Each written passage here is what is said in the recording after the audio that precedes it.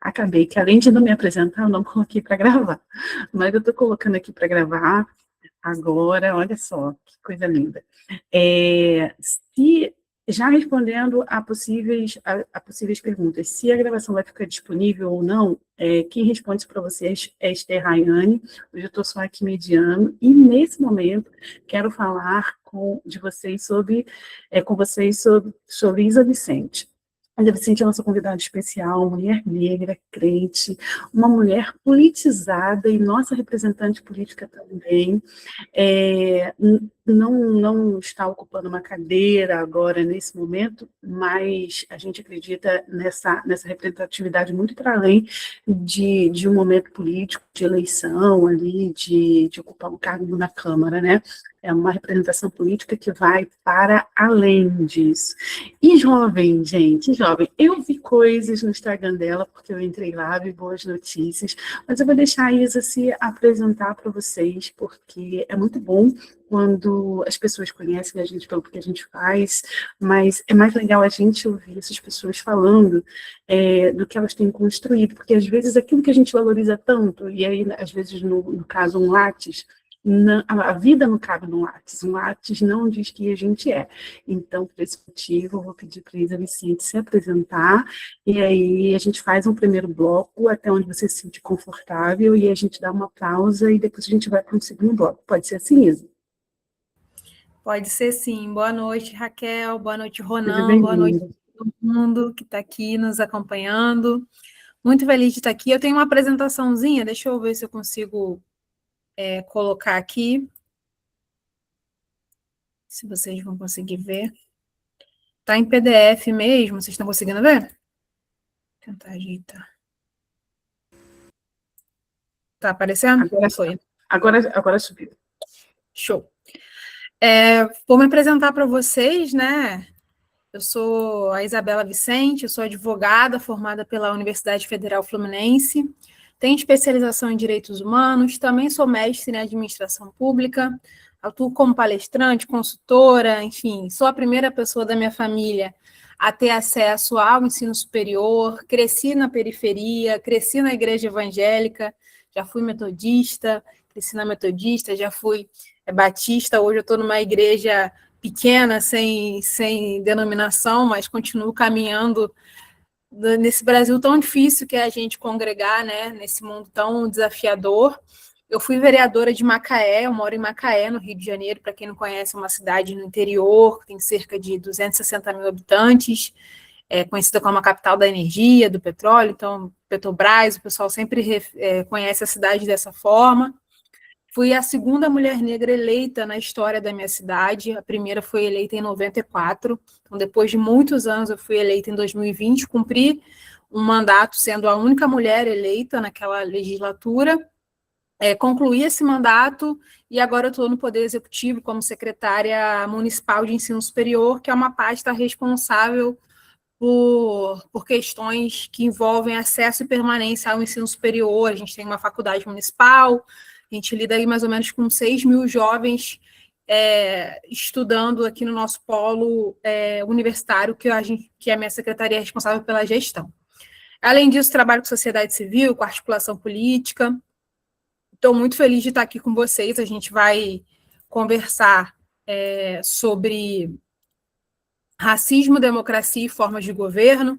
Então, eu vou trazer uma conversa para a gente poder ter alguns tópicos, alguns conceitos que são importantes para a gente entender o sistema que a gente está inserido, né? Eu acredito que quem está aqui já tem um olhar sobre questões raciais. Então, se você está aqui, você já é uma pessoa que está acordado, digamos assim, né? Está consciente que as coisas não são normais, que elas não são do jeito que são, está buscando conhecimento, está buscando fortalecer a sua espiritualidade, a sua convivência com pessoas pretas. Então, a ideia é que a gente ter conceitos para poder entender essa dinâmica política e formar nossa opinião, formar nossos posicionamentos a partir desses conhecimentos. É importante dizer que eu estudo esse tema de direito eleitoral, democracia e política desde a minha graduação. A minha dissertação do mestrado foi sobre presidencialismo de coalizão, então vão ter alguns termos aqui que são técnicos, mas eu vou tentar falar de uma forma bem informal e vocês fiquem à vontade para anotar perguntas e, no tempo oportuno, a gente poder conversar sobre isso. Beleza? Raquel, quanto tempo eu tenho? Se você quer fazer o intervalo às 8, para a gente fazer aqui a hora agora. Não, eu acho que umas 8h15, aí a gente faz uma pegadinha um pouquinho maior, mas se você se sentir bem de ir até 8h15, às vezes se você estiver um pouco cansado e achar que a galera não está te respondendo bem, você pode parar um pouquinho antes. Vou pedir o pessoal para manter a câmera também aberta, quem puder, porque aí ela não fica falando só com quadradinhos também, né, gente? Vamos ajudar, porque eu sei que dar aula no virtual é muito bom, locomoção, uma série de coisas, você alcança lugares que no presencial seria muito mais difícil, mas essa questão das janelinhas fechadas, às vezes, deixa tudo um pouco mais distante. Então, para criar um clima mais agradável, uma aproximação maior, se você puder deixar a câmera aberta. Beleza. Vamos, então, começar aqui e a gente depois dar esse intervalo para todo mundo poder respirar, né? A Drace... Gente, se vocês quiserem também fazer comentários aqui no chat, eu vou lendo durante a aula, não tem problema, tá? A Drace comentou que me conhece do Politiza. Foi uns encontros online que eu promovi na pandemia para a gente falar de fé e política. Então, é um tema também que eu me dedico a aprender, a discutir a relação entre evangélicos e política, que a gente sabe que é desafiadora, os exemplos não são os melhores. Essa semana mesmo a gente já teve um fato de muita repercussão aqui no estado do Rio de Janeiro, candidatos no púlpito sendo feito de palanque. Então, para a gente poder formar uma consciência crítica sobre essas situações, a gente precisa do conhecimento bíblico, mas também do conhecimento político, de política institucional, política com P maiúsculo, para a gente poder compreender essas dinâmicas. O objetivo dessa aula é a gente compreender um pouco o que é o racismo dentro de uma dinâmica mais conceitual, entender a democracia, reconhecer as formas de governo, sistemas de governo, então entender como o poder se organiza e refletir como esses temas se conectam. E a primeira provocação que eu deixo para vocês é a gente pensar se existe racismo em democracias. Porque nós aprendemos desde a escola que democracia é o governo do povo, para o povo. Mas será que a gente não tem que fazer uma discussão e uma análise crítica sobre quem é esse povo? Como as instituições se organizam e para quem elas são postas? Tanto o direito de ser votado quanto o direito de votar. Então, quando a gente pensa em democracia, se vocês quiserem escrever no chat, qual palavra vem na sua cabeça? Democracia, qual palavra que vem na sua cabeça? Escreve aí no chat para a gente poder conversar. E muita gente fala voto, né? A Ana falou direitos, muita gente, a Ielândia comentou liberdade, a Stephanie falou de povo, o Carlos Vitor, que é professor aqui da UF de Macaé, agora eu tô constrangida, gente. Ele é professor de Direito aqui na cidade universitária de Macaé, na nossa Universidade Federal. Primeiro professor negro da UF, que não foi um professor, porque quando eu era aluna, ele não era professor ainda. Vai estar aqui. Agora eu vou ficar até com vergonha de continuar a aula, tá? Porque é a autoridade máxima. Um abraço, professor Vitor. A Karine comentou participação, a Sara comentou participação também, a Luciana comentou diversidade, enfim. O Wellington comentou, muitos falam de eleição. Esse é um ponto também que a gente vai trazer para reflexão, que é justamente a insistência em colocar a democracia apenas como o período eleitoral, né? Nós sabemos que este ano a gente tem eleições muito importantes, que são as eleições nacionais. Então, nós vamos eleger o presidente. Então, nós temos um primeiro voto aí para o presidente, temos que eleger os governadores, eleger os senadores, deputados federais, estaduais ou distritais. Então, é uma grande tarefa, são muitos números. Eu lembro que nessa época a minha avó já ficava assim agitada, porque para vereador e prefeito, a gente vota no prefeito e um vereador. Quando chega a eleição nacional, são mais opções. E esse ano, especificamente, são 2 vagas para o Senado. Então, você vai votar em 2 senadores. Então, já vai ficando mais complexo, e a gente acha que não, mas muita gente não entende essa diferenciação e o papel de cada cargo, o papel de cada, a função de cada representante. Então, é muito importante que a gente tenha essa consciência, essa educação política, e leve isso para os ambientes que nós estamos, sejam nas igrejas, na nossa família, na nossa casa. E aí a reflexão de existir racismo ou não nas democracias, que a gente falou de igualdade, de participação, de uma série de coisas, mas as democracias, se a gente olhar os Estados Unidos, olhar o Brasil, existem casos de racismo sistemático, inclusive com pessoas negras eleitas. Os Estados Unidos, que se diz um bastião da democracia, mas a gente vai ver que tem muitos fundamentos de democracia que eles não respeitam tanto, mas que em um determinado momento teve um presidente negro, e mesmo assim a sua estrutura continuava vociferando e estruturando desigualdades e desumanização. Então, é um debate que a gente precisa fazer sobre a representatividade, mas também a capacidade de realizar transformações no seio da sociedade, que de fato mudem a vida das pessoas. E aí a gente precisa entender um pouco como o racismo se organiza, né? A gente vai ter uma dimensão do racismo que é individual, então tem a ver com atitudes e preconceitos pessoais.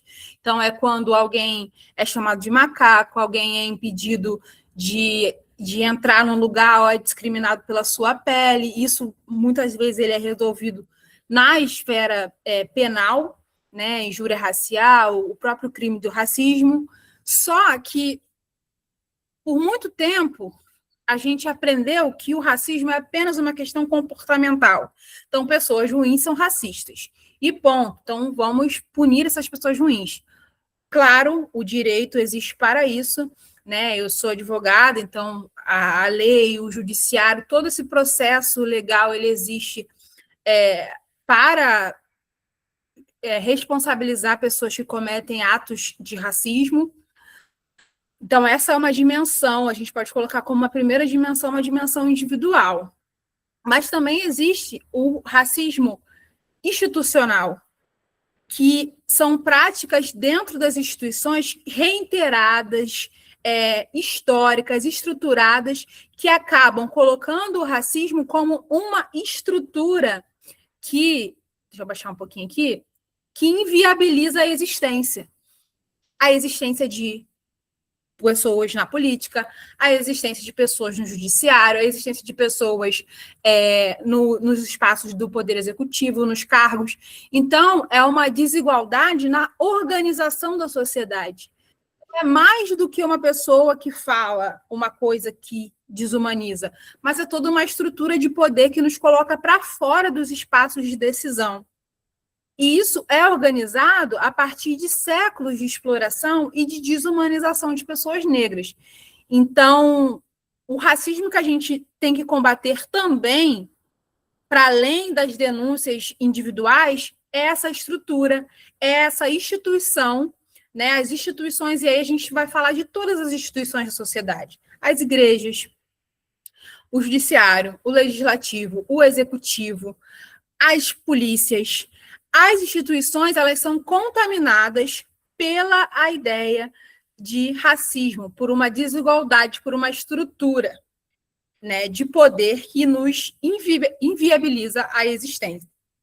Então, será que a democracia, por si só, ela vai dar conta de resolver esses problemas? É uma discussão que a gente tem que fazer.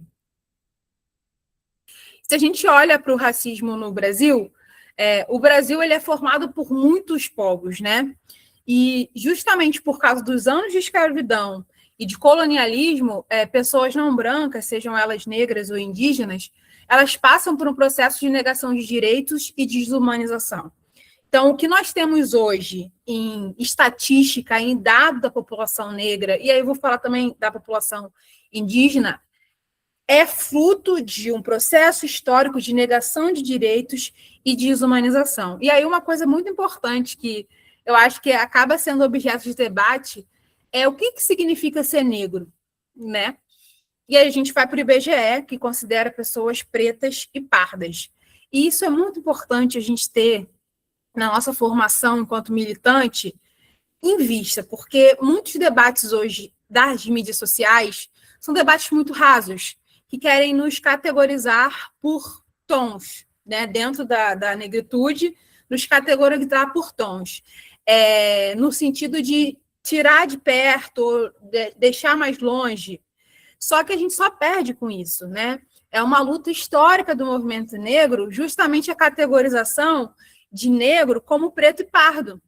Porque por muito tempo pessoas pardas não se consideravam negras, não se sentiam negras. E aí, com o avanço das políticas públicas e com o avanço da conscientização sobre direitos para a população negra, mais pessoas se identificaram e se reconheceram como negras. A título de exemplo, eu lembro que por muito tempo na minha infância eu era falado que eu era morena, né? Com cabelo crespo, tipo C, com a pele negra, não sou retinta como minha mãe, mas você é morena. Então, por muito tempo na minha infância, eu cresci achando que eu era morena. O que é um moreno, né? Então, a gente ter noção do conceito e da classificação da negritude é importante para a gente poder entender como o racismo se organiza no Brasil. E, claro, tem o afro-oportunismo, né? Que é a partir do momento que nós temos políticas públicas de acesso a concursos públicos, às universidades, às empresas, mais pessoas se reconhecem, mas também pessoas oportunistas que não são negras acabam querendo acessar esses espaços. Então, é muito importante que a gente tenha em mente que nós precisamos constantemente estar atentos, mas não separar e arranjar briga entre a gente, porque nós vencemos a partir do momento que nós nos unimos dentro das nossas negritudes, das nossas vivências, entendendo, sim, que o racismo ele nos categoriza a partir de textura de cabelo, de forma de nariz, de tom de pele, nos organiza dessa forma, mas que nós não devemos refletir essa lógica dentro dos nossos movimentos, das nossas organizações. Pelo contrário, fortalecer, unificar para a gente poder prosseguir como os nossos ancestrais, né, fizeram ao longo dos últimos séculos, com estratégias, com inteligência. Então, quando o movimento negro, quando a militância consegue as ações afirmativas para pretos e pardos, isso é uma conquista e a gente não pode retroceder. Então, é muito importante a gente entender o que significa ser negro no Brasil, para a gente não retroceder no discurso, muitas vezes personalista, individualista, de história única, e esquecendo do acúmulo histórico que existe sobre esse tema. E aí, se a gente parar para pensar que mesmo após mais de 136 anos de abolição formal da escravidão, por que formal? Porque a gente teve uma mudança legal, né, a partir da Lei Áurea, mas nós não tivemos uma abolição real no sentido de inclusão produtiva, de inclusão educativa. Então, após o processo de escravidão, por muitos anos, pessoas negras ainda não tinham acesso à educação de forma plena. Né? Se a gente pensar até a Constituição de 88, que hoje é a nossa orientação enquanto Estado brasileiro, nós não tínhamos um sistema único de saúde. Então, a abolição formal, que a gente celebra lá, de 1888, a Lei Áurea, ela é importante, óbvio, mas ela não significa uma abolição real das condições reais escravocratas. A gente sabe que muitas pessoas negras que eram escravizadas permaneceram nas fazendas, nas casas de família, porque elas não tinham para onde ir. E quem muitas vezes conseguiu sair dessa redoma foi ocupar os morros, as periferias, formando hoje o que a gente conhece como favela, que muitas vezes é um território que representa todo esse esquecimento, toda essa falta de acesso a políticas públicas.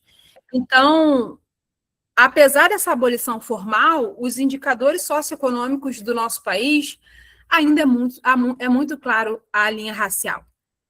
Então, eu estou na dúvida se eu sou negro, eu estou na dúvida da condição que eu sou negro. Dá uma olhada nesses indicadores, né? Dá uma olhada nas condições reais que atravessam o acesso ao emprego, o acesso à renda, o acesso à saúde. Que se a gente racializar esses dados e racializar esse debate, a gente vai ver muito claramente que 130 anos é muito pouco para a gente ter conseguido uma emancipação e uma abolição plena. Então, nesse sentido, ações afirmativas são necessárias, nesse sentido, espaços como esse que o MNE está proporcionando são fundamentais, porque, gente, 136 anos é muito pouco tempo, é muito pouco tempo. A gente vive, enquanto pessoas pretas, negras, um processo de não saber a nossa história. Eu não sei se é a realidade de todos aqui, mas eu só sei a minha história até meus bisavós, né? Antes disso, eu não sei. Não sei. Porque a gente sabe que muitos dos nossos familiares eram pessoas escravizadas. E ninguém quer contar essa história para passar para frente. Né? Então, não tem memória, não tem relato, não tem retrato, não tem pintura, não tem acúmulo, não tem documento.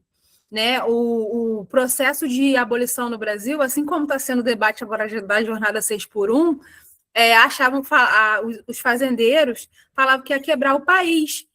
Então, para meio que agradar todo mundo, no momento da abolição, os documentos foram incinerados. Né? Até tem um papel do Rui Barbosa aí nesse cenário. Então, esses fazendeiros queriam indenizações. Eles não aceitaram a abolição tão fácil, porque eles falaram, o negro é minha propriedade. Se a partir de amanhã ele vai ser livre, ele não vai ser mais meu, não vai ser mais o meu objeto, eu quero ser indenizado pelo Estado. Então, para não ter que indenizar, sumiram com essa documentação toda, e a gente não sabe de onde a gente veio, a gente não sabe da nossa origem, a gente não sabe da nossa ancestralidade. Isso também é como o racismo se organiza, porque apaga a nossa memória, a nossa identidade, a nossa perspectiva de futuro, de passado, que com certeza nos dá base para o futuro. E aí a gente vai ter uma realidade muito real no Brasil, né? No mercado de trabalho, a taxa de informalidade entre trabalhadores negros atinge 47%, enquanto a dos brancos cai para 32%. E o que é o trabalho informal? É justamente aquele trabalhador precarizado, que não tem acesso à consolidação das leis trabalhistas, não tem acesso ao FGTS, a seguro-desemprego, auxílio-doença. Então, ele é precarizado, ele não tem condições reais e materiais da sua sobrevivência. Ele precisa trabalhar o tempo todo. Se a gente olhar para a disparidade salarial, o rendimento médio dos trabalhadores brancos é quase 2 vezes maior do que o recebido por negros e por pretos e pardos. Uma diferença que se mantém considerados níveis de escolaridade. Então, muitas vezes, com a mesma escolaridade, a disparidade racial se coloca.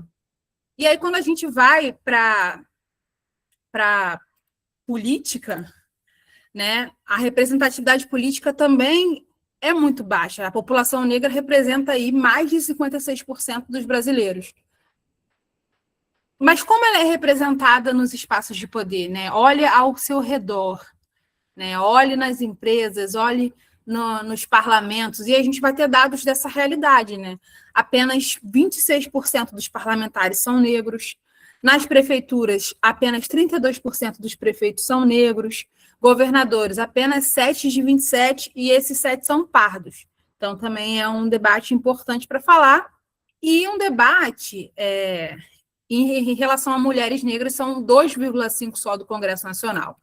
E aí, dentro da questão eleitoral, é muito importante a gente falar sobre isso, porque a classificação de raça para candidaturas, ela é relativamente recente. E ela se tornou interessante quando o STF decidiu que o acesso ao fundo partidário, ao fundo eleitoral, que é o fundo público de financiamento de candidaturas, ele também teria recorte de raça. Então, a partir disso, muitos políticos que não se consideravam pardos começaram a se declarar pardos, porque a partir disso, possibilitou acesso a recursos financeiros. Então, olha a importância da gente estar atento e forte, como diz a música, porque nós lutamos por políticas públicas que muitas vezes nós não conseguimos acessar. Essa é uma das realidades, né? E aí, para a gente falar de democracia, um pouco sobre isso, como num país tão desigual, com índices tão desiguais de acesso ao mercado de trabalho, de acesso à renda, de acesso à política, será que a gente está vivendo numa democracia plena? Será que nós temos, de fato, o direito de votar e sermos votados, quando o voto, por muito tempo, ainda era o voto ligado a quanto de terra você tinha, quanta propriedade você tinha, no momento em que nós mesmos éramos propriedade? Então, falar de democracia e de racismo é importante para a gente entender a própria formação do Estado brasileiro. E aí, alguns princípios básicos da democracia, né? Indo para a gente falar. Vocês já comentaram aqui no chat, né? Participação, igualdade, liberdade de expressão, voto, garantias de direitos. Então, a gente ouve muito que a democracia é a vontade da maioria, né? Não é só assim, as minorias também existem e devem ser respeitadas. Porque imagina, se a gente fizesse essa conta, como que ficaria as pessoas de matriz africana, que não são maioria no país, porque a maioria do país é católico e evangélico. Os evangélicos são quase 27% do Brasil, de acordo com o último censo. Então, a gente faz uma votação aqui e só os evangélicos e os católicos vão ter direitos? Não seria plausível. Então, as minorias também têm que ser respeitadas, né? Então, a ideia de democracia pressupõe também o respeito às minorias em representação, aqueles que não têm a representação tão forte no poder. Então, é importante a gente ter isso em mente, porque muitas vezes a gente pensa que democracia é o direito da maioria. Vamos votar aqui, se a gente decidir aqui, nós somos 57 pessoas, decidir uma coisa absurda que vai restringir um direito. Tem que ser seguido porque a maioria que votou? Não, porque essa maioria também tem que se orientar por princípios básicos. E quais são os princípios básicos que organizam o nosso país, que organizam a nossa democracia? Estão previstos na Constituição de 1988, a Constituição Cidadã, que inaugura uma série de direitos, que traz muitos deveres, e nessa Constituição também o sistema político brasileiro é organizado. Então, lá é definido princípios básicos da sucessão, do poder, da política, e como o poder vai ser exercido, né? E é muito importante a gente fazer uma reflexão, justamente que a democracia ela não se limita ao voto. Então, muita gente pensa que está exercendo uma democracia porque a cada 2 anos vai lá e vota. Mas a democracia ela é participação, mas ela também é representação. E se a gente pensar na teoria política e pensar nas democracias mais maduras, elas não limitam só a você votar para ser representado, mas você também participar ativamente das decisões que definem e desenham os destinos, né? E aí a gente vai ter a primeira diferenciação aqui entre democracia representativa e democracia participativa. Na democracia representativa, o povo ele elege representantes para governar, então a gente elege vereadores, deputados, senadores, e as decisões são tomadas por esses representantes, né? Então, nós vivemos, sim, numa democracia representativa aqui no Brasil.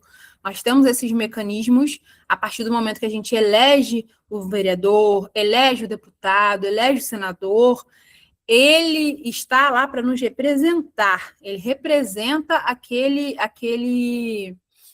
voto, aquela pessoa, aquela ideia. Então, na democracia representativa, a gente é como se a gente não tivesse como tomar todas as decisões juntos o tempo todo, então a gente elege uma galera lá para poder nos representar. No caso do Congresso Nacional, são 513 deputados e essa representação é proporcional à população do Estado. Então, por que São Paulo tem mais deputado federal, do que o Rio Grande do Sul, porque São Paulo tem a população maior do que o Rio Grande do Sul. Por que o Rio de Janeiro tem mais deputado do que o Acre? Porque a população do Rio de Janeiro é maior que o Acre. Então, é feito um cálculo com base na população daquele estado, e com base nisso, cada estado tem um número de deputados que compõem a Câmara dos Deputados. Essa é a casa que, lá em Brasília, a gente conhece como Casa do Povo. Tá? 513 deputados que representam os 27 estados da federação. Já no Senado, nós temos 81 senadores. E esses senadores, eles são eleitos 3 por estado. Então, pode ser o estado menorzinho do Brasil ou o maior do Brasil, ele vai ter direito a 3 senadores. Então, seja o Acre ou São Paulo, 3 senadores. Então, a gente tem 3 vezes 27, vamos ter 81 senadores. Assim são formados, assim é formado o Congresso Nacional. Quando a gente vai para os estados, nós temos as assembleias legislativas. As assembleias legislativas, elas são compostas pelos deputados estaduais, que são eleitos também, cada estado tem um tamanho de assembleia legislativa de acordo com a sua população. E quando a gente vem para os municípios, também temos os vereadores, que é o Poder Legislativo Municipal, e vai variar de acordo com a população de cada município. Essa conta, ela está prevista na Constituição. Então, por exemplo, Macaé, quando eu era vereadora, tínhamos 17 vereadores, mas aumentou a população da cidade. Então, aumentou, aí a Câmara vota para aumentar o número de vereadores. Gente, se quem tiver dúvida, quiser comentar aqui, se eu estiver falando muito rápido, se for muita informação, vocês comentem aqui no chat, tá? Mas é para todo mundo chegar nessa eleição dominando esses assuntos, tá? Não vai ser por falta de conhecimento que a gente vai perecer, como diz na Bíblia, né? Em relação à democracia participativa, é quando há uma participação maior do povo nas decisões. Então, quem aqui já foi em alguma audiência pública ou participou de um conselho, já ouviu falar do orçamento participativo? Então, a gente tem elementos de democracia participativa no nosso sistema. Por exemplo, é obrigatório ter audiências públicas para informar os gastos em saúde. É obrigado ter audiência pública para construir o orçamento municipal, o orçamento federal, para onde vai o dinheiro. Existem os conselhos, Conselho da Educação, Conselho da Saúde, Conselho de Cultura. São espaços onde as pessoas podem participar e ter as suas opiniões ouvidas. Muitas vezes esses espaços são consultivos, nem sempre eles são deliberativos. Quando o espaço é consultivo, é para você ser ouvido. Assim, eu vou tomar a decisão, vou consultar o Ronan, mas se eu quiser tomar a decisão sem o Ronan, eu vou tomar assim mesmo. Esse é um espaço que é um espaço mais consultivo. O espaço que ele é deliberativo, eu vou consultar o Ronan e a opinião do Ronan vai ser considerada para eu tomar minha decisão. Então, se o Ronan dizer que sim, é sim. Se o Ronan dizer que não, é não. Então, estou dando um exemplo para a gente saber um pouquinho a diferença. Só um minutinho, gente, que eu vou botar para carregar. Pronto. Então, a gente tem esses espaços dentro das instituições. Não sei se alguém aqui já participou do Conselho da Criança e do Adolescente. As cidades possuem esses conselhos. E isso amplia a voz da população. Mas qual que é o desafio? Imagina se a gente, o tamanho do Brasil, 200 milhões de habitantes, a gente tivesse que se reunir para tomar as decisões o tempo todo. Ou hoje com a rede social, talvez um aplicativo. Mas isso seria inclusivo? Nem todo mundo tem acesso à internet. Então, a ideia de democracia representativa é justamente você delegar e eleger pessoas que possam tomar as decisões por você. Mas não no sentido de você esvaziar o seu poder, mas de você votar em pessoas que estejam alinhadas com o que você representa. Então, por que a gente fala tanto de distorção democrática, né? Muita gente que é de origem pobre, por exemplo, que precisa usar o SUS, precisa usar a educação pública, ele vota em pessoas que querem destruir esse sistema. Então, você tem uma demanda, você usa um serviço público, e na hora de você fazer a sua parcela de poder, de você entregar, delegar esse poder para alguém, você vota em alguém que, uma vez no poder, vai destruir tudo que você precisa. E isso acontece muito, justamente por uma falta de educação política, por uma falta de informação, por uma falta de conhecimento sobre a sua própria categoria, sobre o próprio espaço que você ocupa na sociedade. Então, Isa, então, como a gente está falando de raça, eu vou votar só em candidaturas negras. Tem que ver também, porque muitas pessoas negras reproduzem discurso racista. E quando estão nos espaços de poder, operam numa lógica que mantém a estrutura desigual. Então, a gente tem que sempre olhar o conteúdo, o programa, as propostas, os compromissos, a vida pública, o legado daquela pessoa, porque nem sempre aquilo que parece de fato é. Então, representatividade é diferente de representação. Representatividade é você ter um compromisso histórico com a pauta do movimento negro, movimento das mulheres, movimento indígena, aquele movimento que você diz representar. Já a representação são pessoas negras ou pessoas indígenas, mulheres, em determinados espaços, que podem muito bem estar a serviço de outros interesses que não os interesses históricos daquela população. Então, é importante a gente entender, nessa ideia de representação, esses conceitos. Avançando um pouco aqui na nossa conversa. Formas de governo. Alguém já ouviu falar, né, das formas de governo? O poder, ele se organiza e ele fala, ele se estrutura em formas e sistemas. Então, a gente vai ter, dentro do Ocidente, dentro da história da teoria política, duas formas de governo predominantes. A gente vai ter a república e a monarquia. A república, que o Brasil é uma república, né? Pressupõe a ideia de políticos eleitos pelo povo, né, de modo democrático.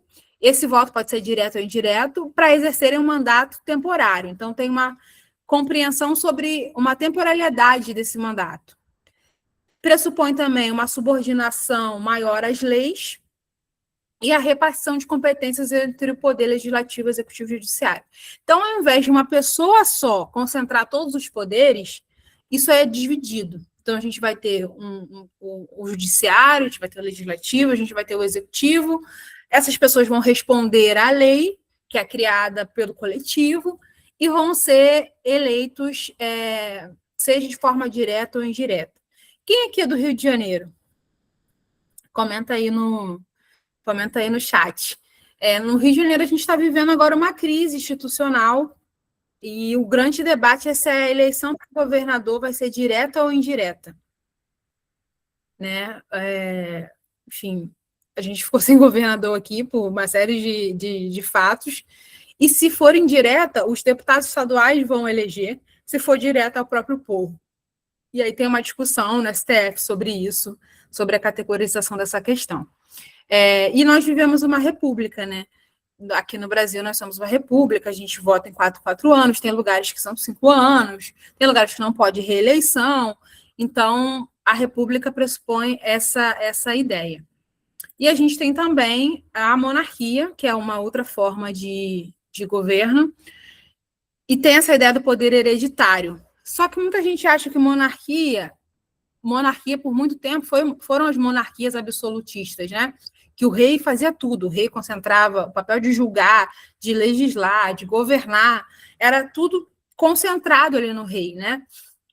Mas isso mudou, né? Hoje a gente tem predominantemente na Europa e em outros países, em outros continentes, a ideia da monarquia constitucional ou monarquia parlamentarista, que é esse rei, esse monarca, essa rainha, com um papel mais simbólico, mais cerimonial, né? É o caso do Reino Unido.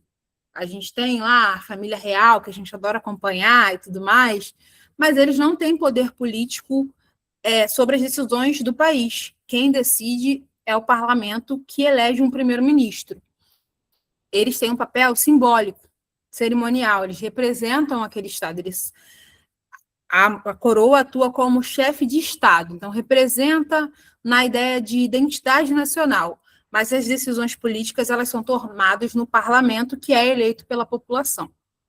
Já existem ainda, mas ainda existem monarquias que são absolutistas. A própria Arábia Saudita tem uma concentração de poder muito forte no monarca, ainda existe.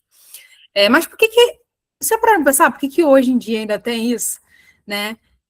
Tem porque justamente traz uma ideia de estabilidade e identidade nacional. Né? As pessoas se identificam com a coroa, as pessoas apoiam a coroa, traz essa ideia de estabilidade do Estado, da representação. Para a gente que é brasileiro, é muito difícil visualizar isso. Né? É muito difícil porque a gente é república por muito tempo e tudo mais. Mas para quem, às vezes, até país africano também, tem essa organização política para a monarquia, eles precisam desse símbolo, mesmo que esse símbolo não tenha mudança real na sua vida, né? Mas é um símbolo e está ali e representa e tudo mais. Raquel, você quer dar um intervalo agora?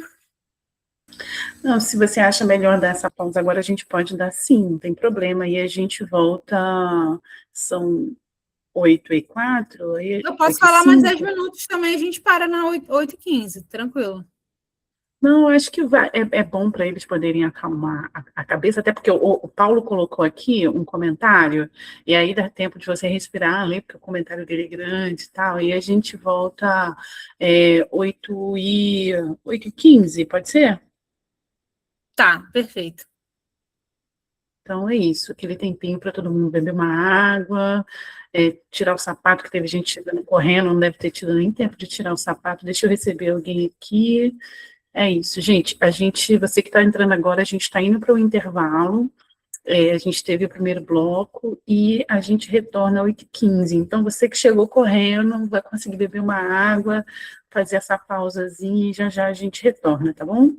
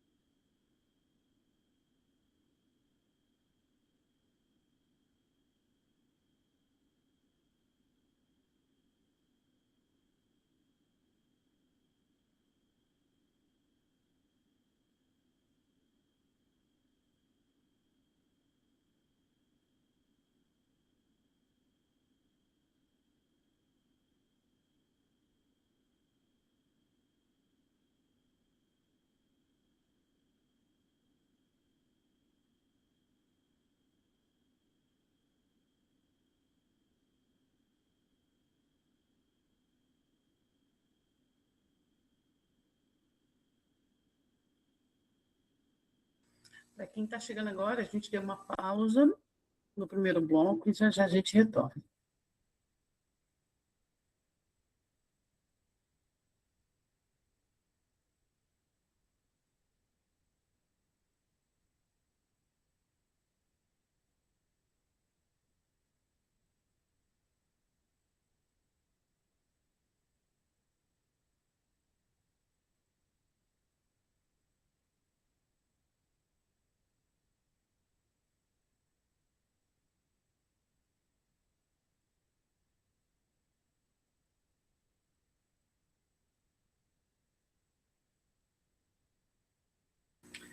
Para quem está chegando agora, a gente deu uma pausa e já já, daqui a um minutinho, a gente retorna.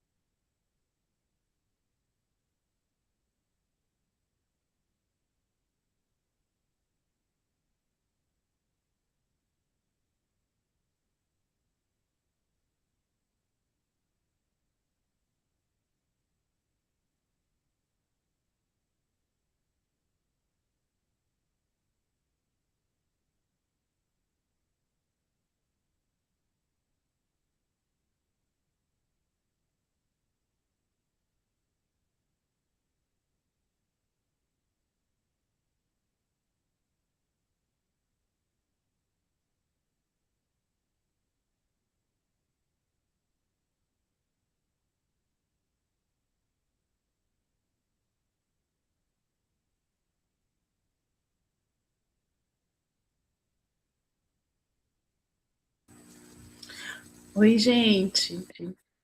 8h15, a gente vai voltando devagarinho, enquanto a Isa ainda está ali terminando de tomar uma água, eu vou deixar um recado com vocês, que é o seguinte, eu estou colocando aqui no chat a lista de presença de hoje. A gente estava aqui com uma média de 64, 65 pessoas, agora estamos em 56, porque tem uma galera que mandou mensagem que está saindo do trabalho, saindo da faculdade, então estão oscilando, estão em trânsito. Mas vai dar bom, né? Na lista de presença, que foi feita com muito carinho, ela tem também ali embaixo um comentário, tá? Que você pode deixar para responder daqui a pouquinho, mas eu aconselho vocês responderem agora, pensando nesse primeiro bloco, em tudo que foi apresentado para vocês. Esse material ajuda muito a gente pensar próximas edições, então a gente vai colhendo alguns dados, isso é muito interessante. Uma outra coisa também é que a Isa, quando ela estava mencionando alguns cargos e eleições, eu até coloquei aqui no chat que o de CT, que é de Conselho Tutelar, acontece sempre no ano seguinte das eleições presidenciais. Isso está no estatuto, né, do ECA. E o Movimento Negro Evangélico, ele, né, o MNE, o Movimento Negro Evangélico do Brasil, a gente tem uma campanha que tenta promover e conscientizar as pessoas acerca da importância dessa votação para conselheiro tutelar, que é muito esvaziado. O nome da campanha, porque delas é o reino, então é uma campanha que está sempre voltando. E com isso, eu quero chamar a atenção de vocês para as redes do MNE, porque eu sei que tem gente que chegou aqui porque a gente mandou convite, fez aquele mutirão do envio do convite das inscrições via forma no WhatsApp. Então, se você não está curtindo as redes do MNE ainda, é @MNE Brasil. Então tá. Eu vou até pedir para alguém me ajudar e colocar aqui, @MNE Brasil, você chega na rede do MNE Brasil. E aí, essa é a diferença, porque a Natália Reis é do Rio de Janeiro. E aí, nos estados, você tem, alguns estados têm um núcleo já formado, todo organizadinho. E aí, esse estado também tem, às vezes, o MNE estadual, porque a gente opera de maneira estadual. Então, você não vai ver MNE de município, você tem um MNE estadual. E não estamos ainda em todos os estados. Em alguns estados a gente tem articulações. Por exemplo, no Sul, a gente tem uma articulação. Então, vocês não vão ver uma rede no Pará ainda não, mas a gente quer muito. Mas a gente tem uma articulação regional que abraça essas regiões. Por exemplo, eu sou articuladora regional da região Sul, Sudeste e Centro. Então, vocês podem me acionar lá no... Aqui, a Vanessa está aqui. Vocês podem me acionar lá no grupo de WhatsApp da EJTR 2026 e falar comigo as demandas e a gente vai tentando conversar a respeito. A Vanessa, que falou aqui no chat agora, ela é articuladora regional da região Norte, Nordeste. E aí vocês podem acionar a Vanessa também, porque, ou a Esther, ou o Ronan, porque a gente vai conversando e vai dialogando, porque como o movimento é extenso, né? Mas a gente ainda não consegue atender todas as demandas ao mesmo tempo. Mas dá um Google e aí, de repente, você acha o arroba do seu estado, tá bom? A Vanessa é da Bahia. E é isso, gente. Para quem não ouviu, eu coloquei a lista de presença aqui no chat. Essa lista de presença é muito importante, porque além da presença, ela ajuda a gente a mapear o que você está absorvendo dos conteúdos que a gente está apresentando. A gente usa isso para fazer um grande mapa e pensar os nossos próximos projetos. Então, é muito importante que você preencha, não só pela presença e o certificado, mas porque você também vai estar ajudando a elaborar os nossos próximos projetos. É isso. Isa, com você. Então, pessoal, voltando aqui, a gente estava falando sobre forma de governo, né? Falei sobre república, e a gente falando sobre a monarquia. E aí, essas são as formas como o poder é apresentado. Mas a gente também vai ter os sistemas de governo, que é a parte mais prática mesmo. Temos o presidencialismo e o parlamentarismo, tem o semipresidencialismo também, mas o mais comum é o presidencialismo, que é como a gente se organiza aqui no Brasil, né? A gente tem um presidente eleito que governa, e o presidente, ele é tanto chefe de governo como chefe de Estado. O que é chefe de governo e o que é chefe de Estado? O chefe de governo é responsável pelas políticas públicas, montar a equipe de ministros, enviar recursos, estruturar, fazer licitações para as obras, organizar toda a parte do Estado brasileiro mesmo, né, do governo, de governar, de fazer atos de governo, enfim, desde lá do pé de meia até uma obra de uma estrada realizada com recurso federal. Isso são atos de um chefe de governo. E ser chefe de Estado é ter a representação do país de maneira externa. Então, quando o presidente vai lá na ONU, vai visitar um outro presidente, um primeiro-ministro, ele está representando o Estado brasileiro. Então, no presidencialismo, uma pessoa cumpre esses dois papéis, né? E ele é eleito pelo voto popular. Então, o chefe de governo também é o chefe de Estado e é eleito pelo voto popular. E a gente tem no Brasil um histórico de focar muito na eleição de presidente. E daqui a pouco eu vou falar um pouquinho com vocês sobre isso, que isso é um problema também do nosso país, né? E a gente tem também o parlamentarismo, que é uma outra forma, um outro sistema de governo, em que o chefe do executivo ele é eleito pelos deputados. Então, como é que funciona isso, né? Eu estava lendo uma biografia sobre a Nova Zelândia. As pessoas elegem os deputados e os deputados eleitos, o partido que tiver maioria, ele consegue eleger o primeiro-ministro. Então, Alemanha, Nova Zelândia, Reino Unido, todos esses países são países democracias parlamentaristas. Então, as pessoas elegem os deputados se juntam, a maioria, e formam um primeiro-ministro. O chefe de governo, ele muitas vezes é diferente do chefe de Estado, então é o caso lá do Reino Unido, né? O chefe de governo, quem governa o país é o primeiro-ministro, mas quem representa o país de maneira externa, na parte simbólica, é o chefe de Estado, né? E nesse cenário, as coalizões são feitas. Então, vamos supor, tem um partido nesse caso a Nova Zelândia, tinha um partido trabalhista lá, eles elegeram bastante deputado, mas eles não elegeram deputados suficientes para fazer o primeiro-ministro. Eles se juntaram com o Partido Verde e com outro partido lá da Nova Zelândia para conseguir formar a maioria, e aí eles tiveram a maioria e assumiram como primeiro-ministro. Então, é feito a partir de coalizões. E é mais flexível, porque se você quiser mudar o primeiro-ministro, você não precisa fazer uma eleição de novo ou fazer um processo de impeachment. É só você reorganizar ali as forças dentro do parlamento, que se a pessoa não está indo bem, não está governando bem, vai ser alterado com mais facilidade, cai, né, com mais facilidade do que a presidência. E aí, antes da gente fazer uma discussão sobre parlamentarismo e presidencialismo, queria falar sobre o sistema majoritário e o sistema proporcional. Sistema majoritário proporcional é como as eleições acontecem, né? Então, na prática ali, como voto, como eu faço para votar em alguém e essa pessoa acessar o poder, né? O sistema proporcional, a gente vota para vereador, deputado federal, estadual e distrital. Primeiro você vota no partido e depois o mais votado se destaca, porque busca representar uma diversidade da sociedade. Então, não sei se já aconteceu com vocês, aconteceu comigo, esse caso concreto da minha vida.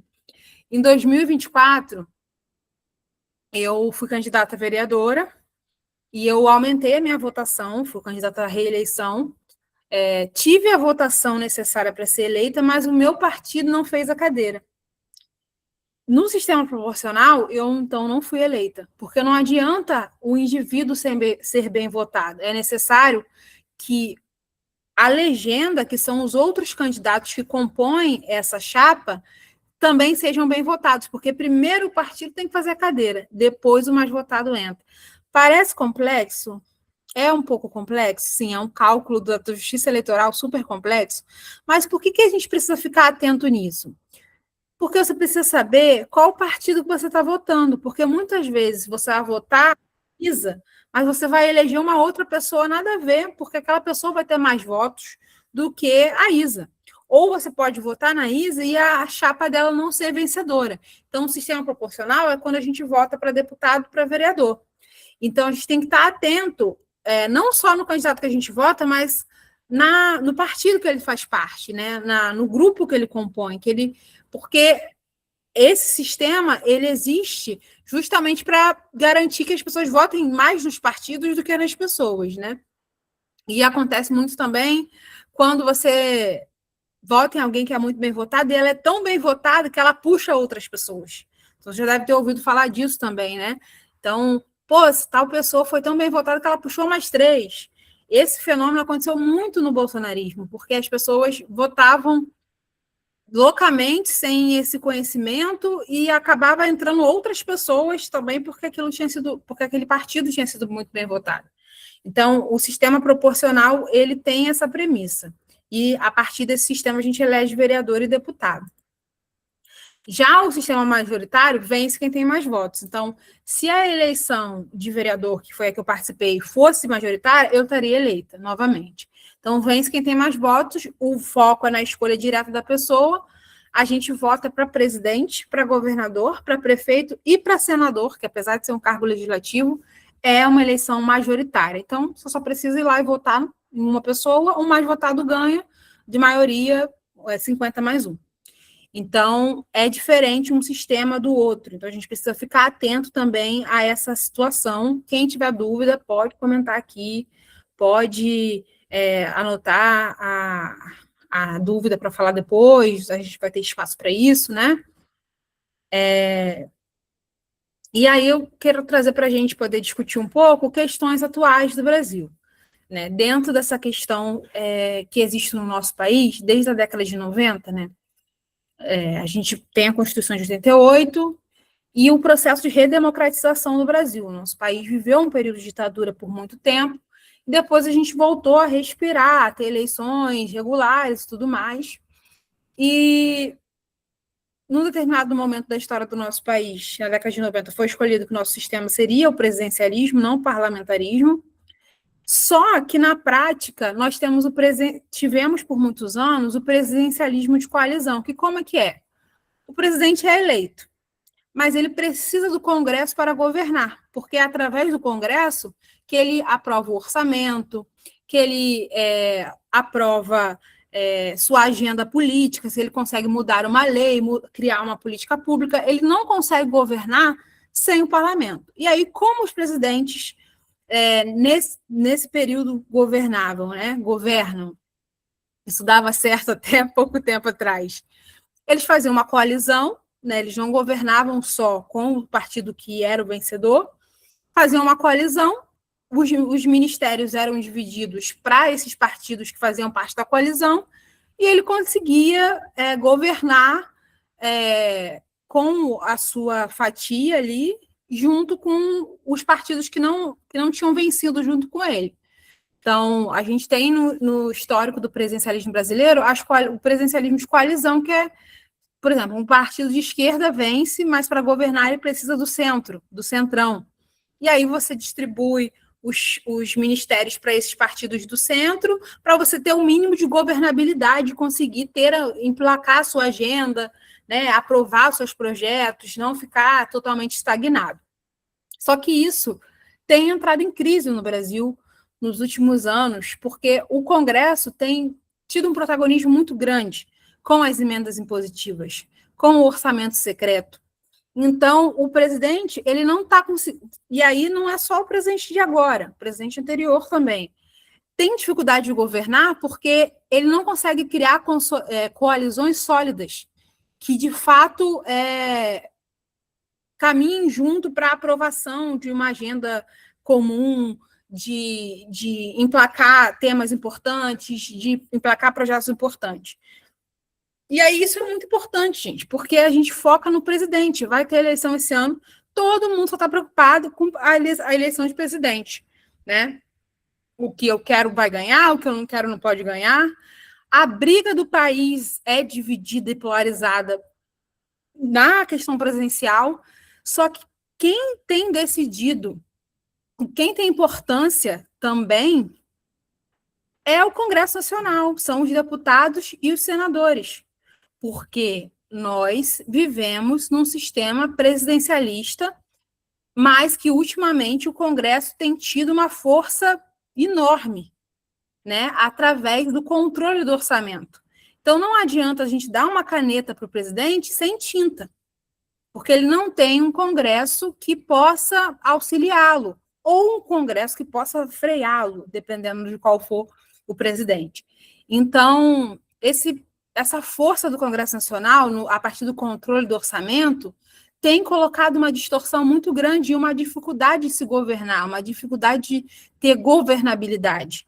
Então, não adianta a gente focar na eleição de presidente e para deputado, senador, a gente votar sem nenhum critério, sem conhecer a agenda, sem conhecer os princípios, as propostas, as pautas, porque senão essa pessoa que você votou vai atrapalhar o presidente que você elegeu, porque não vai estar, não vai estar em sintonia. No parlamentarismo, isso é impossível, porque só vai conseguir ser primeiro-ministro quem tiver a maioria dos deputados. É uma coisa prévia. No Brasil, não. A gente elege o presidente, elege o Congresso, nada a ver, e depois eles têm que sentar para conversar. No parlamentarismo, é anterior a isso, né? Então, primeiro você elege os deputados que tiverem maioria vão eleger o primeiro-ministro, que é o chefe de governo.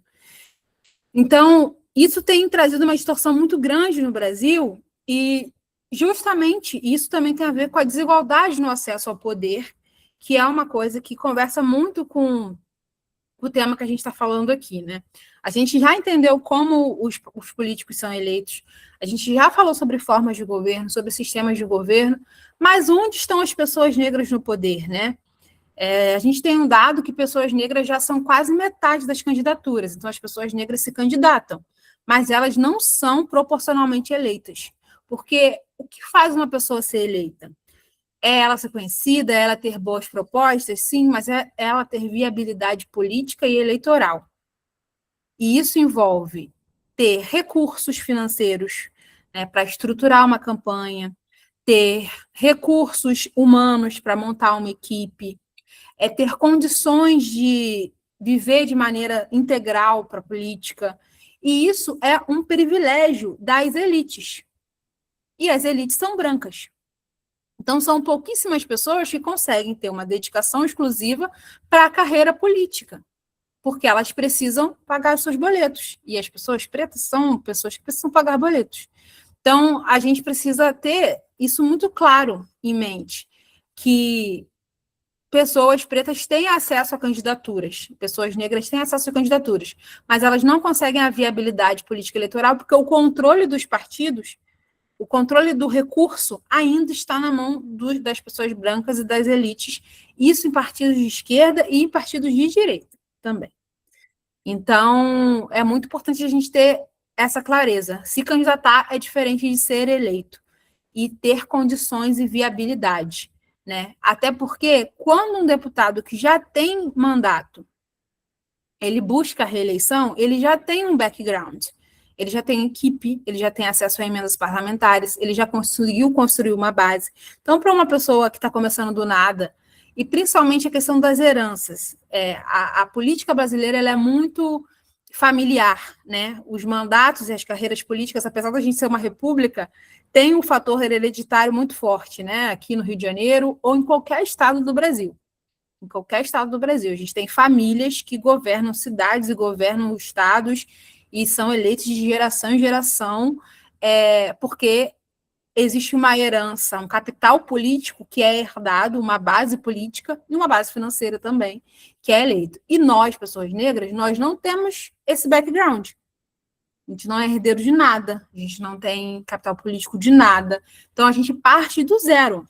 Gente, a maioria das pessoas, tá? Se a gente olhar a biografia dos grandes políticos negros brasileiros, Benedito da Silva, Marina Silva, entre outros, a gente não tem uma passagem de bastão, não estão elegendo filhas ou filhos, né? São pessoas que partem da base social, né? Seja do movimento dos trabalhadores, movimento ambiental. Então, é uma outra forma de fazer política. Só que isso também custa.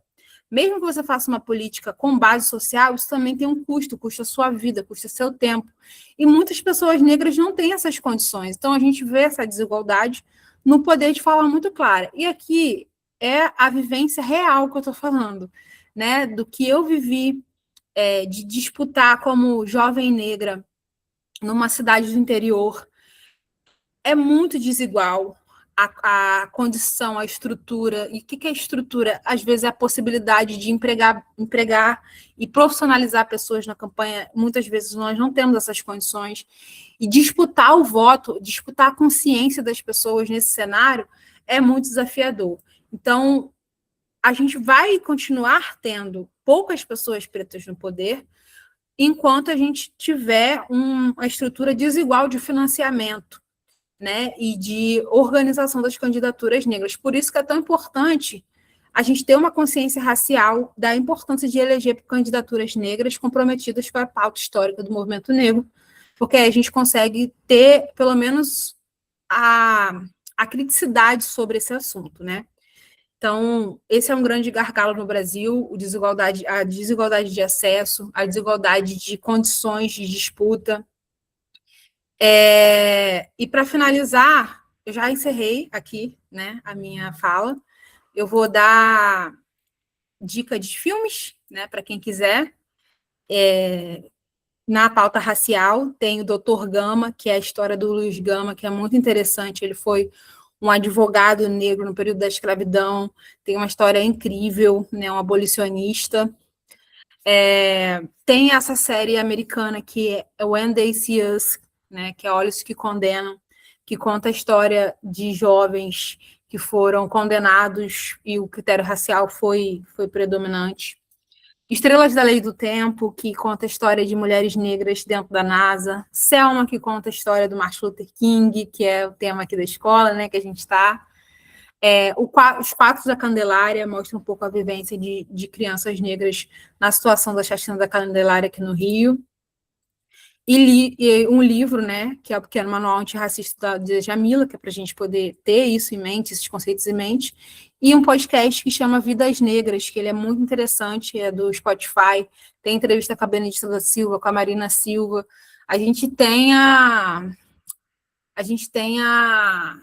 dádiva a bênção das duas maiores referências políticas negras do Brasil serem evangélicas, né? Tanto a Benedita quanto a Marina são mulheres evangélicas, e elas falam nesse podcast um pouco das suas vivências, das suas histórias, e é muito importante a gente se apropriar dessas histórias, dessas trajetórias, esses exemplos positivos, porque o racismo ele é duro, ele é desigual, as estruturas são desiguais, e a gente está num país que ainda reproduz muita violência estrutural e institucional contra aqueles que mais precisam. Então, vou abrir agora para perguntas, para dúvidas. Na verdade, vou passar para a Raquel, que ela que manda aqui na aula, e aí ela faz a mediação aí das perguntas. A casa é sua, a casa é sua. Mas eu tenho uma provocação para fazer com relação ao voto no partido, ao voto no candidato. Na eleição passada que você disputou, foi para vereança, não foi? E aí, porque assim, eu acho que isso nas eleições de agora, para deputado federal, deputado estadual, fica um pouquinho mais nítido, mas na de vereança não fica tão nítido assim. Então, porque você vota para prefeito, você vota para vereador, né? E a gente não pensa na legenda, a gente tem um voto mais direto. Aí eu não sei se ficou compreensível para todo mundo a questão das cadeiras do partido, o quanto que o partido tem que alcançar para poder ter a cadeira, porque normalmente, porque o que a gente está fazendo é votar em uma pessoa. E aí essa pessoa, ela mesma que tem que cumprir essas cadeiras todas no voto, é um somatório de todos os votos do partido que os candidatos receberam. Aí era para explicar esse ponto um pouquinho melhor, e essa diferença agora para as estaduais e federais e para a questão da vereança, assim. E um comentário do Paulo, né, porque ele fez um comentário que é uma interrogação, mas acho que é um desabafo também, que ele fala assim, é uma indignação ao mesmo tempo, né. O mais louco disso tudo que de 594 parlamentares, 81 senadores e 513 deputados, cerca de 273 que são do mercado financeiro e empresários, 160 fazendeiros, outra dezena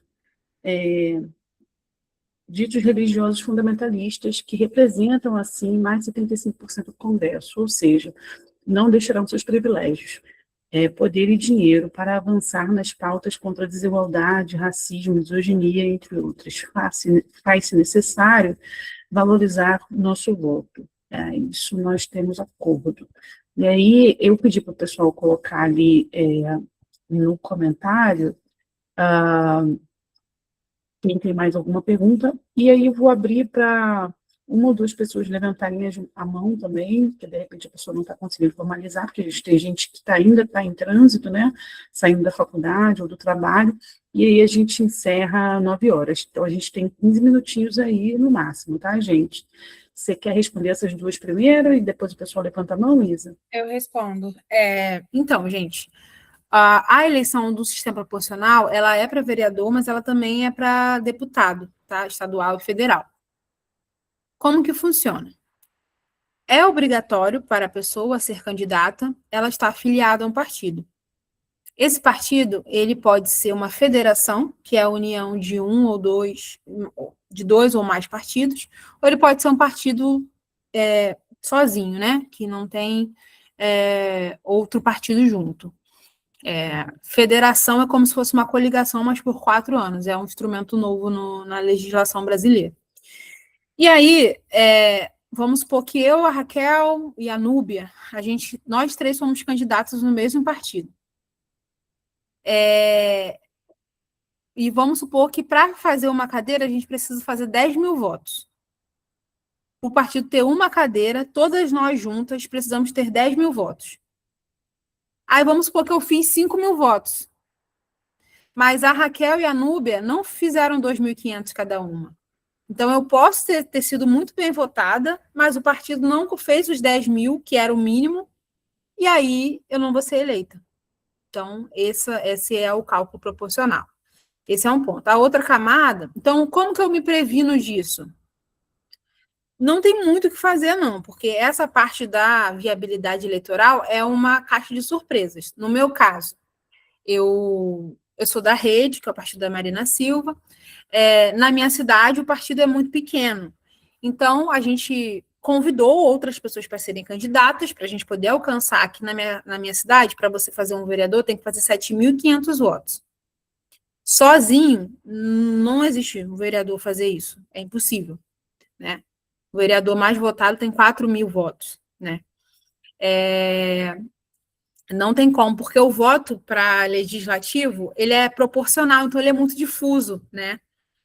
E impossível eu sozinha fazer esses votos, certo? Então eu chamei outras pessoas, vem cá, você quer liderança, tá? E fizemos. Eu fui bem votada, eu fiz 2.400 votos, mas as outras pessoas que estavam concorrendo, elas não foram bem votadas, fizeram 100, 20, 30, 50, 200 votos. Então, eles não conseguiram fazer os votos suficientes e a gente fez 5.000 votos só. Faltou 2.000 votos para poder fazer a cadeira. Se tivesse feito a cadeira, eu seria eleita.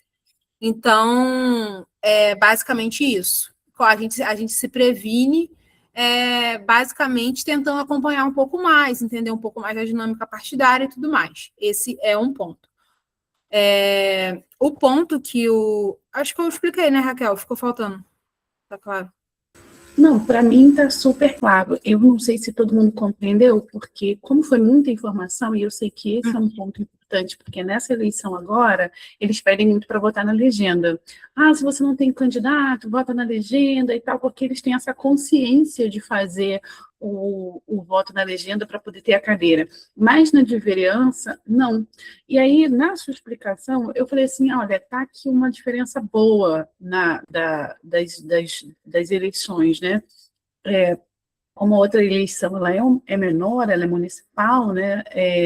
Ela não tem esse caráter amplo assim, o pessoal não se preocupa muito com a legenda. Então, para marcar um ponto, eu quis fazer essa pergunta. Eu acho que o pessoal compreendeu. Se alguém não tiver entendido, pode colocar aí no chat. Eu acho que a Givaneide, ela também estava pensando algo parecido. E é isso. Aí o Paulo fez um outro comentário, mas aqui foi tudo bem. Obrigada. Só sobre a questão do Paulo, ele falou sobre um pouco da composição, né? Como que o Congresso, o sistema majoritário, proporcional ali, tinha que representar a sociedade. Então, se a gente é maioria negra, se a gente é maioria pobre, era para estar refletido isso lá. Mas a gente vive num país que é desigual e um país que é muito pobre. Então, muitas vezes, o critério de votação das pessoas não vai ser a consciência e as propostas, mas muitas vezes as pessoas vendem o voto, ou elas votam por causa da questão religiosa. É da minha religião, então eu vou votar nele. Me deu alguma coisa, então eu vou votar nele. E aí, o poder financeiro acaba falando mais alto do que as propostas. E aí, uma vez que essa pessoa chega ao poder, porque a forma que você chega ao poder determina muito como você vai governar, legislar. Então, essa pessoa que comprou um voto, ela não tem compromisso nenhum com aquela pessoa que vendeu o voto, porque ela só queria ser eleita. Então, quando ela chega lá, ela governa para os dela, para o mercado financeiro, para o agro, enfim, para quem ela faz parte. Então, vem aí a importância da gente ter essa conscientização de não votar só porque é da sua religião, só porque é da sua igreja, só porque te deu uma telha, te deu uma areia, porque isso, no dia a dia, quando chegar lá na hora de votar o fim da jornada 6x1, a pessoa não vai lembrar de você, ela vai lembrar de quem ela é, de quem ela representa. Então, isso é muito importante também. O que o Paulo falou da gente valorizar nosso voto, porque todo voto importa, e a gente precisa participar, acompanhar, pesquisar, ter boas candidaturas para poder se ver representado lá no Congresso Nacional. Eu não vi mais nenhuma pergunta no chat, mas eu queria colocar algumas questões, né? Por exemplo, hoje as pessoas votam por processos ideológicos, e aí isso ficou muito claro na sua apresentação. Tem outra pergunta. Não, chegou aqui. Gente, está travando para mim? Vocês estão conseguindo me ouvir? Está metalizando? Foi. votam muito por processos ideológicos e não olham muito o programa de governo, fora uma manipulação que a gente vem vivendo das big techs desde a eleição famosa eleição ali de 2018. E isso tem tensionado muito. Ao mesmo tempo que a internet promove um acesso melhor a muitas pessoas, ela também conduz, manipula algumas coisas. Você tem alguma dica para a gente não cair em armadilhas? Você tem é, alguma orientação com relação a isso, para esse período onde a gente acabou de passar por uma deepfake muito pesada, de uma irmã evangélica, uma senhorinha, atacando o presidente Lula, por exemplo. E isso porque o período eleitoral ainda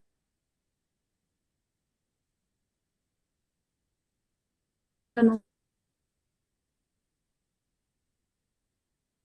dialogar também, assim, eu sei que muitos de nós, inclusive eu, perdão, Senhor, a gente não consegue muito conversar com pessoas fora do nosso universo, porque a gente já saiu muito machucado, né? Mas como que a gente pode ser uma pontezinha de esperança também nesse processo, dentro do que for possível?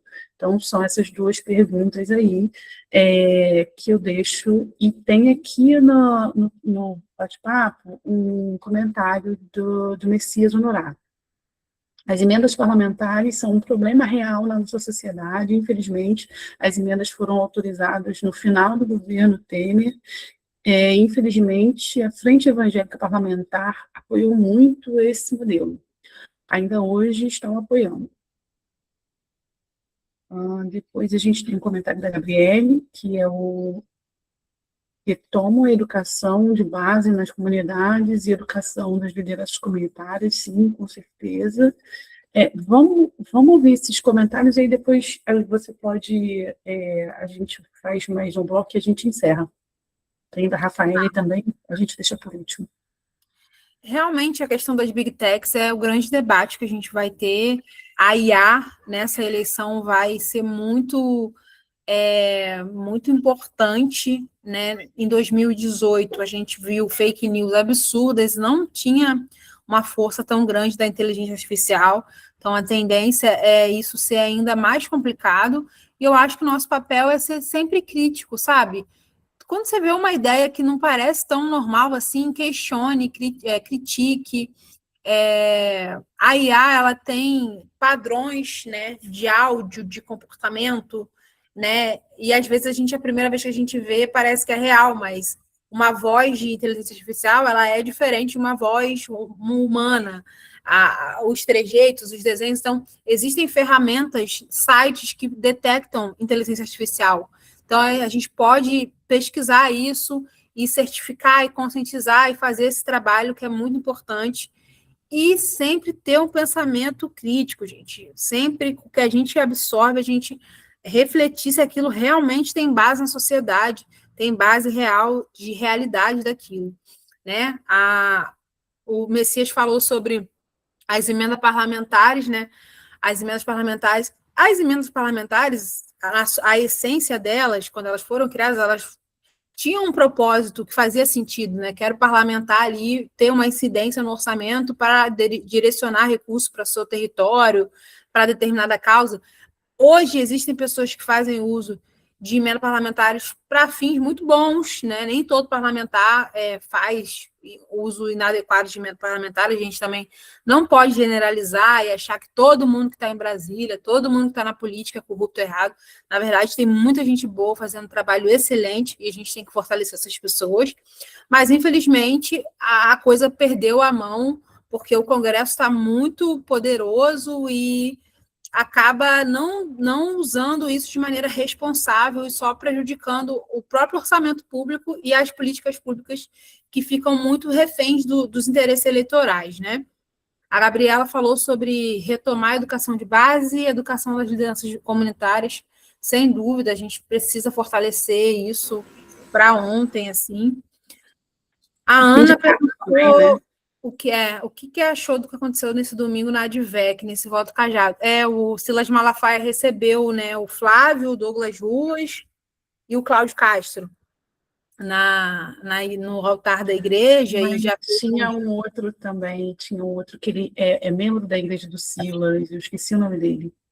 Só lembro desses três.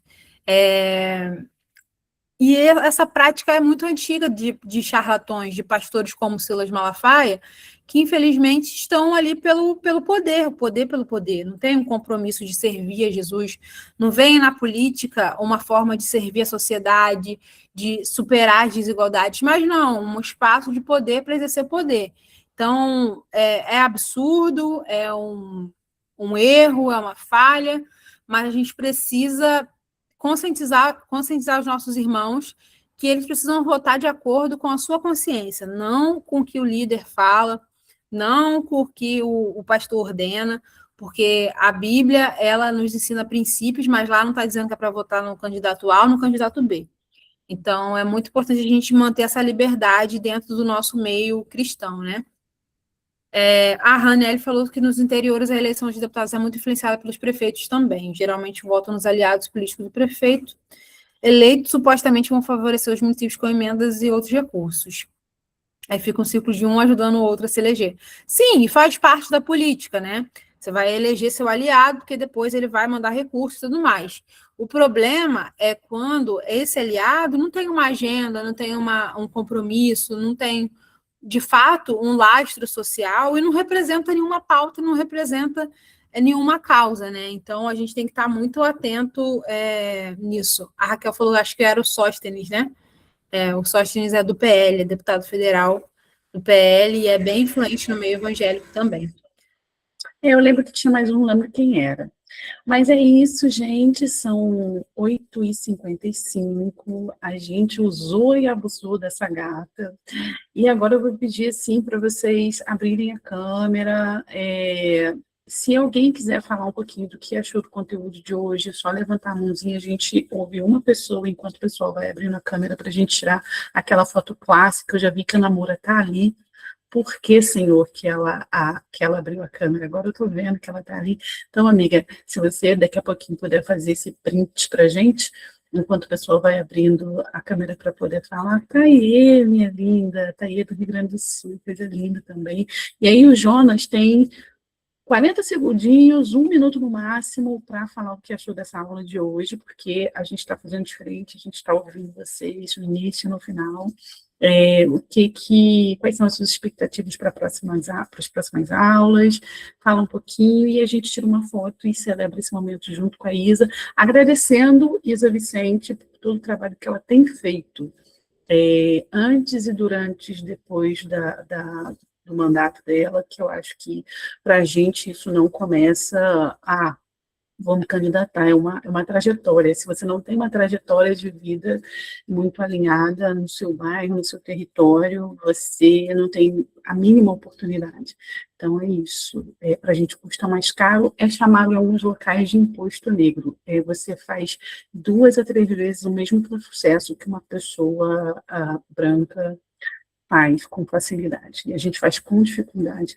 Jonas, rapidinho, o que você achou da aula de hoje? Boa noite, obrigado pela recepção maravilhosa. Eu conheci o movimento negro evangélico aqui na Paraíba, apesar de ser do Rio de Janeiro, mas moro aqui em João Pessoa, e estou muito feliz de estar aqui. Muito obrigado pela recepção. Já acabei de ser convidado para me reunir com o pessoal daqui de João Pessoa na sexta-feira, estarei lá, com certeza. Obrigado pela aula sensacional, por toda essa receptividade. Um abraço a todos, uma excelente noite, até a semana que vem. Ai, gente, que feliz saber que a gente está indo para lugares tão distantes assim. A Paraíba é a nossa casa, inclusive, tá, João Pessoa? Raquel, esqueci de falar para o pessoal aqui, quiser me acompanhar. Lá, então a gente está super Oi, em casa. tá ouvindo? Mas, oi. Estou te ouvindo. Não, eu ia falar só para o pessoal que quiser me acompanhar, seguir e tudo mais. Vou colocar meu Instagram aqui no chat, é Isabela com Z Vicente, Isa Vicente. Vocês podem me seguir lá no Instagram, estou sempre fazendo conteúdo sobre política, sobre educação, que é a área que eu estou agora. Então vai ser um prazer poder a gente se conhecer ali nas mídias sociais. E também estou sempre acompanhando aí o MNE. É isso, gente. Vamos seguir os nossos e apoiar nossos projetos e trabalhos. Eu sou suspeita, porque eu já acompanho a Isa faz bastante tempo, e aí já conheço toda a rede, estou lá sempre curtindo. Ana Moura, você ajuda a gente com o print aí? A galera já abriu a câmera? Tem gente no transporte, tem gente ainda com a internet estável, mas é isso.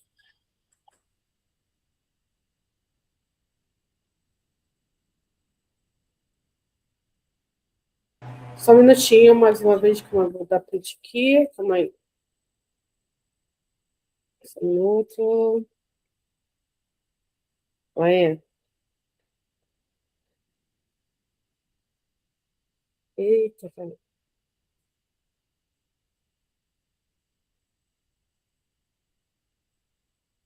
Oi? É isso. Eu vi que teve gente que chegou bem no finalzinho, a gente deixou uma lista de presença, eu repeti aqui. Ô, gente, ao preencher a lista de presença, a gente faz uma perguntinha, a gente precisa que vocês respondam para ajudar a gente a mapear nossos próximos passos. Não é uma avaliação da aula de hoje, porque a gente não tem como pagar essa aula de hoje para a Isa, não tem, só o galardão no céu mesmo pode retribuir essa mulher, mas é isso. A gente está indo para a nossa segunda semana, para a nossa segunda aula semana que vem. Se ficou alguma dúvida, você pode conversar com a Esther no suporte da comunidade do WhatsApp, e convida alguém, porque ainda dá tempo de se inscrever. Semana que vem é a segunda aula. É isso. Obrigado, Isa. Obrigada à equipe que estava aqui no suporte. Obrigada a todo mundo. Raquel, Oi.